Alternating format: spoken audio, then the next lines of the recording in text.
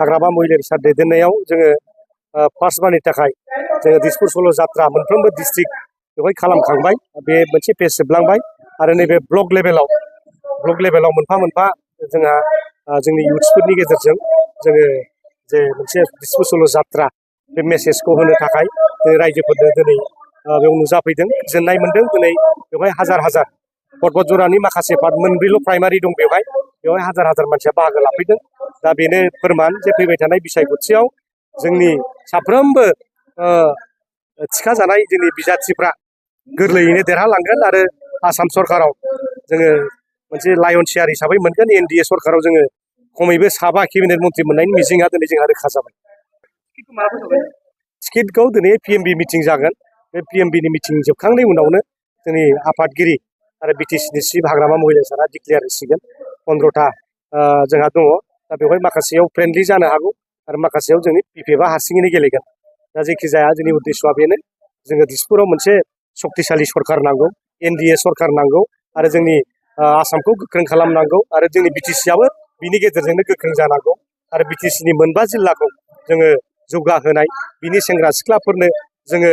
खामानि होनो हानाय साख्रि बाख्रि होनो हानाय लोगोसे बे ओनसोलाव थानाय गासिबो जेंना सोलोंथाइनिफ्राय आराम्भ खालामनानै लामा दालां स्कुल कलेज दिनै भेन्सार स्कुल प्रभिन्सियेलाइज खालामनाय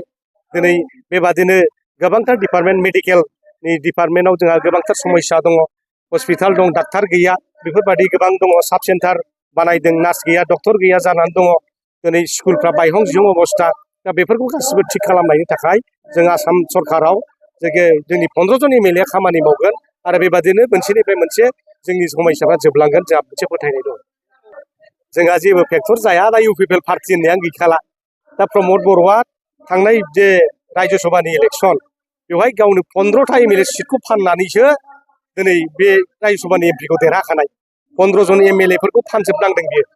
फैगोन बिसायख'थिनिखौ ओमफ्रायसो माखासे बिजेपिनि एमएलए बिथांमोना दिनै प्रमद बर'नो भट होदों ओंखायसो रायजो सभानि इलेक्सनाव बिथाङा देरहानो हादों दा बिथाङा ओरैनो जास्ट नाटक गेलेदों दिनैहाय माने बेहाय टिकेट लाग्रा मानसिखौ नागिरनानै मोनाखै जायनि जाहोनाव दिनै जलेन बसुमतारिया दिनै टिकेट लायाखै गावसो गेलेनो गोनां जादों दिनै जिरन बसुमतारि बिथाङाबो टिकेट लायाखै बिथाङासो गेलेनो गोनां जादों दिनै बे माबायाव बाक्सा समस्तियाव जे गावसिनिनो थाखानाय सासे बर' एमएलए नङा होमबा टाइटेला बर'मोन मा नाम मोनथाय बेनिया बावलायलांबाय आङो दा बिथाङाबो दिनै टिकेट लायाखै राकेशआ गावनो गेलेनांदों थारमाने टिकेट लाग्रा मानसि गैला इउपिपिएलआव ओंखायनो जानला मोनला साधारन मानसिफोर राकेशमोन बादि जायफ्रा दक्षता गैया दिनै बेफोरबादि बिथांमोनासो टिकेट लानो गोनां जादों आरो दा ओंखायनो बिथांमोना देरहानायाथ' जेबो गैखाला आरो बे बिसायख'थियाव जेननाय लोगो लोगो इउपिपिएलनि साफ्रोमबो एमसिएलएआ प्रमद बर'नि बादै गासिबो बिपिएफआव हाबजोबफैगोन दा बेखौ जों नुहुरखादों आरो रायज्लायफैबाय थाबायबो धनन्जयआ खेबबासो रायज्लायफैबाय दावबायसायाबो 10 बारसो रायज्लायनाया बेबादि आरो राकेशआबो दा माने एबारखौल' नेदों बिथाङाबो दा बिदिजोंनो सासेबो थाहैनाय नङा प्रमद बर'आबो दिनै बियो बे एमएलए इलेक्सनाव जेनखांब्ला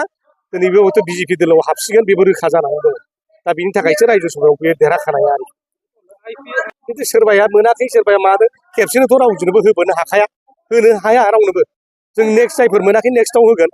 दा मोनसे समस्तियाव 1250 जनल' आइबिएस होदों दा खय हाजार मानसि दं बेखौ हिसाब खालामबानो जाबाय मोनसे समस्तियाव खमसे खम 80,000 बहाबा 1 लाखसिम दंहैयो दा बे खेबसेनो होजोबनो हायो नामा दा बे जागोन बे इउपिपिएलनि माखासे आइटि सेलफ्रा बेफोरखौ नायनानै नंबां जाबां खालामलाबायनो नागिरो बे जेबो खामानियाव गैया दा जोङो बयनिबो फारि फारि होलांगोन एबार जों फार्स्ट फेजनि थाखाय जोङो होखांबाय आरो नैबे आगस्ट'नि उनावहाय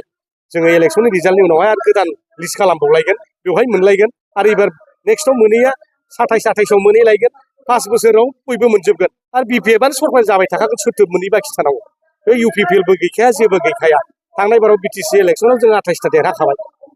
बिजेपिआ मोनबा बिसोर 7टायाव मोनसे गारनानै दा बिसोरना 6टाल'सै नङा होमबा